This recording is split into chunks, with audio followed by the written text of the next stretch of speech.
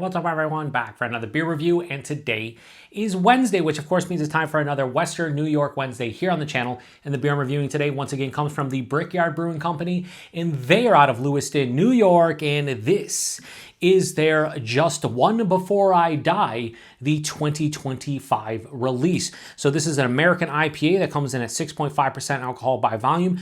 No IBUs listed. Time of review, this can is approximately 1 month old. So perfect timing on this one because tomorrow is the beginning of the 2025 National Football League season. And then this upcoming Sunday is the first NFL Sunday. So this beer is perfect for everything football. Why?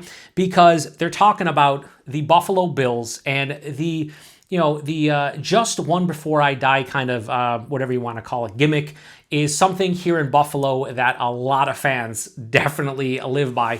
As you can tell, I wear this shirt occasionally for Western New York Wednesday reviews, but One Before I Die. This one says hashtag Stanley, hashtag Let's Go Buffalo. This is the Sabres version. Hashtag Stanley, hashtag Let's Go Buffalo. How about hashtag fucking make the playoffs for the first time in 15 years? All right? Fucking nerds. Unbelievable. Anyway, so this is for the Bills, obviously, and the Bills are way closer to than the Sabres at winning a championship. And yeah, hopefully they do well. Now, I am a Seattle Seahawks fan, as a lot of you know, when it comes to the NFL. However, I root for the Bills as my second favorite team. I always want to see them good or do well unless they're playing the Seahawks. And I think they're going to have a good season. We'll see if they, can get by the Chiefs like they can pretty much every season. But I'm rooting for them for sure. And on the back here, it says, this one is stacked with Mosaic and Simcoe hops. Our American IPA delivers the first down.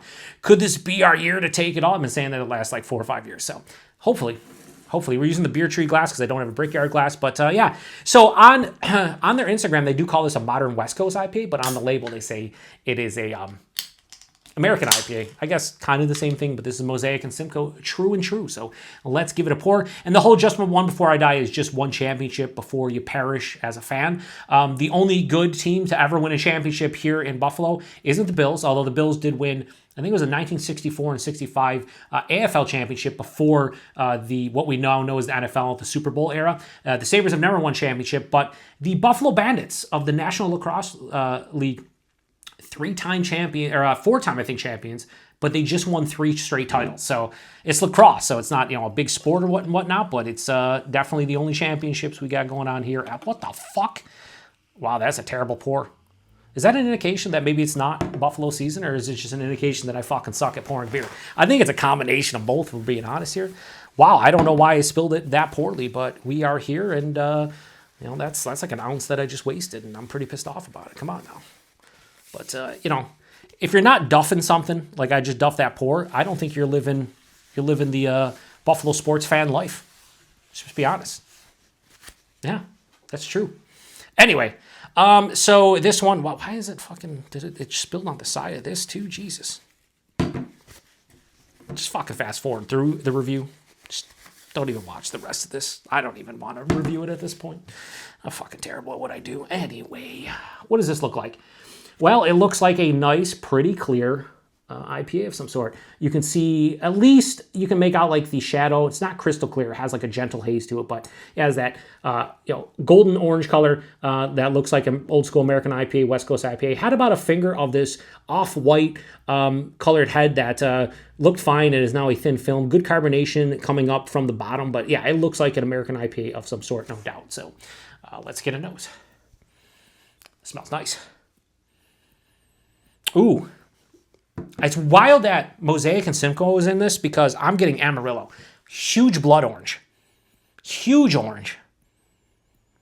Orange and ruby red grapefruit. This is huge with that citrus quality.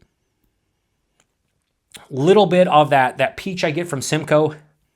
Maybe a touch of the Mosaic, like blueberry. Beautiful floral resinous pine as well. Yeah, for sure. And it does have a bit of a bready kind of malt character as well. Yeah, this smells like an old school American IPA. More so than a West Coast, because it doesn't have that big boisterous nose. And this is just a month old, so it should. I do think, and Rudy, who's the head brewer at Brickyard, he would know, obviously, if this is the case. But I feel like they're trying to brew like a classic IPA that's approachable maybe to a lot of Bills fans. You don't want some, crazy, over-the-top, hop-saturated beer. You're trying to looking for like a more subtle, nuanced, and like balanced kind of IPA. And I think based on the nose, that's kind of what they got here. Pretty good. Let's get into it.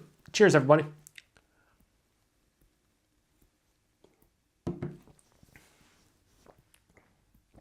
It's exactly what it is. I'm really a big fan of the citrus vibe in this one. After that first sip, the tip of the tongue right now, there's a lot of citrus going on. Blood orange, there's like a rind, there's a pith, there's a juiciness. But it's not like, this is not, again, I think it's more of like that balanced kind of approachable old school American IPA. I'm finding more little drops of the terrible pour everywhere. Body on this, I'd say it's like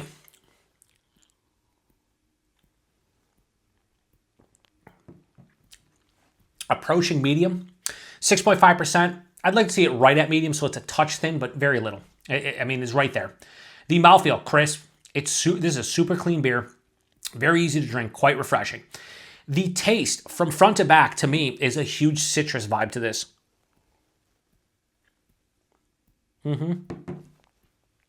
Tip of the tongue, zesty, zippy, orange, blood orange, ruby red grapefruit. Again, it encompasses the entire fruit from the pith to the rind, the zest, whatever you'd want to say, along with like a juiciness. And then right after, I get a little bit of bready malt dives underneath the palate, kind of with me the whole way, but never steps in the way. It's kind of an underlying, omnipresent kind of characteristic. But after that citrus, I get a little bit of like a peach, like an underripened peach, and then a touch of like a slightly like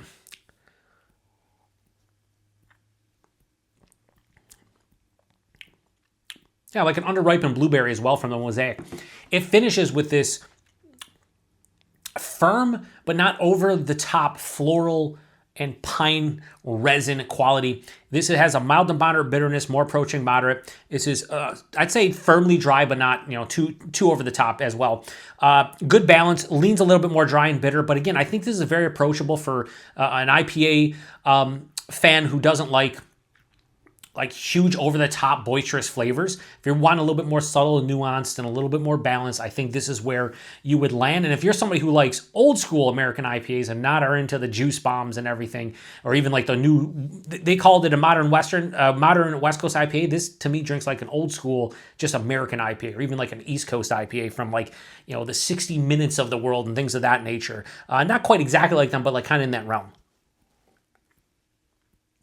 6.5%, yeah, I'd guess this is somewhere around there.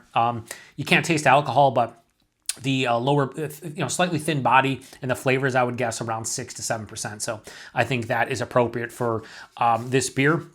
And what else is there to say other than fucking everywhere? Just pouring more and just going everywhere.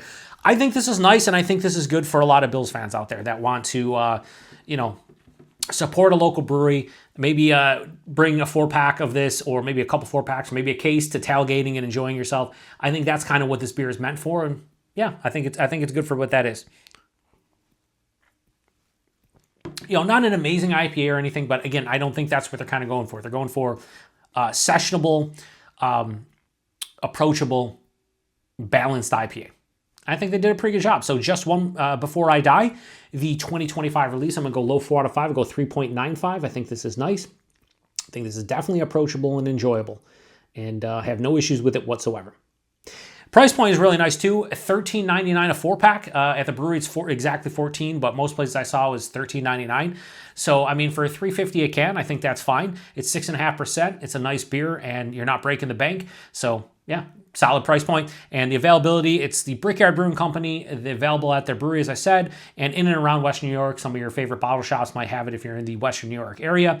And definitely with football season being a thing, I think this is going to be a little bit more widely available. So not my favorite Brickyard beer or anything, but I think for what is happening right now, which is the NFL season starting tomorrow, and then this upcoming Sunday being the first NFL Sunday, I think this fits the bill perfectly. Like it's exactly what you kind of want. So, and there's a lot of bill themed beers that come out usually around this time. A lot of them are like, lower ABV crushers like Pilsners and Lagers and whatnot.